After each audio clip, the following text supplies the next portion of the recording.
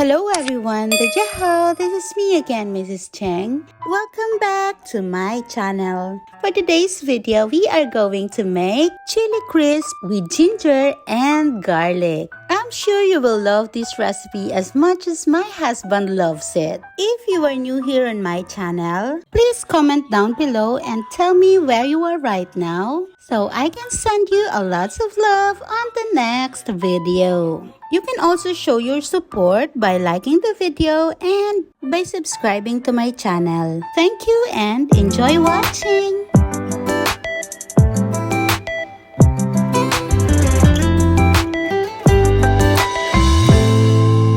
Here are the ingredients of my chili crisp recipe. The main ingredient is the chili, olive oil. You can use other kinds of oil, but for this recipe, I prefer to use olive oil. Ginger, garlic.